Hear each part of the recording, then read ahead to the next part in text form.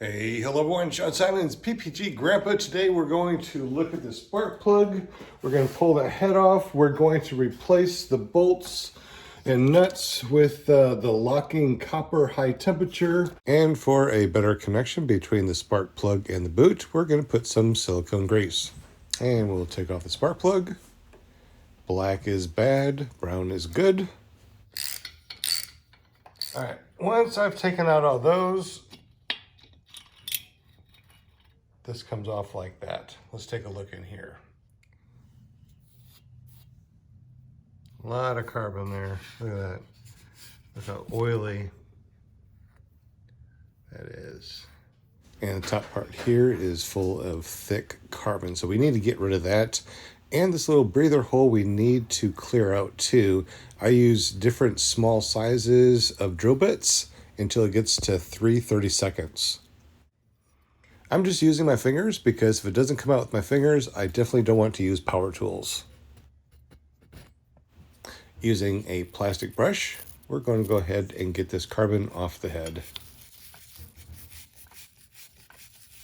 This top part right here is not very thick. It's more of a powdery type of carbon. It seems to come off quite easy. It's when we get to the inside here, does it get a little bit more difficult.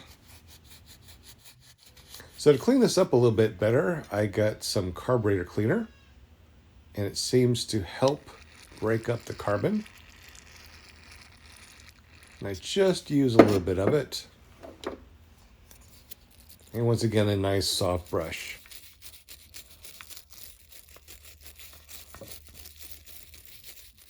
So we cleaned that up pretty well there.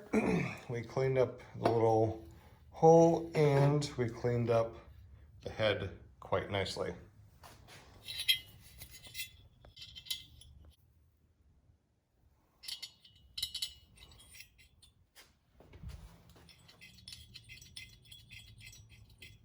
And just like lug nuts, we're gonna use a crisscross and tighten them down hand tight, then torque them down. When doing pre-flights, I use this tamper detection marker. It's called VizTorque. It's the orange stuff. It's really easy to tell if any of the bolts have backed off at all. Now apply a little bit of spark plug boot grease. This prevents corrosion. It's the high temperature formula. It's also waterproof and sensor safe. This maintenance is really good, especially if you detected any type of power loss. In my last flight, I kind of felt a little bit of a power loss, so this should really restore the power. So I'm resetting the hours for maintenance.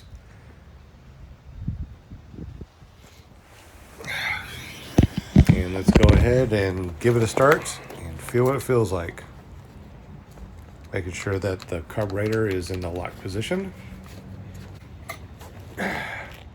Clear prop.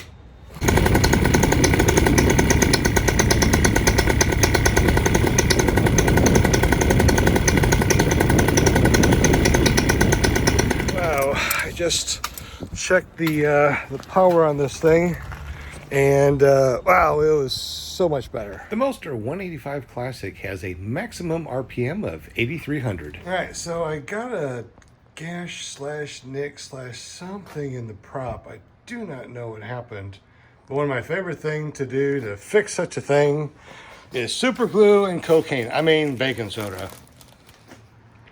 All right, so I'm gonna put a little bit of super glue in here, like so. And then dashing it with a little baking soda, rubbing it in, and of course making sure I have some sort of gloves on. Now using a soft block sand block, I am just barely sanding it down. Second layer, and heed my warning, make sure you get some sort of glove. All right, so this is the second layer. I'm gonna sand it down, and I might have to do a third. All right, getting better. That was 2 coats. Let's do another one. All right, so that was the last one. I sanded it down a little bit, and look at that. The gash is gone. I mean, you can see it, where I fixed it and repaired it. I could paint it, but I don't care. I don't care enough to paint it. I mean, look at the other ones that I fixed. I fixed this thing so many times. Now, yeah, it probably is going to be time to get a new prop, but if I do get a new prop, I'm going to keep this one on until it doesn't work no more. That would have been totally awful if that would have been on my fingers. Well, y'all, thank you for watching. Subscribe if you haven't. And we're going to go out flying when it's really nice. Unfortunately, it's midday. The winds are just too much right now. So hopefully this Saturday or Sunday we can go out and fly the Angel again. And we'll leave you with a paraglider coming in for a landing midday.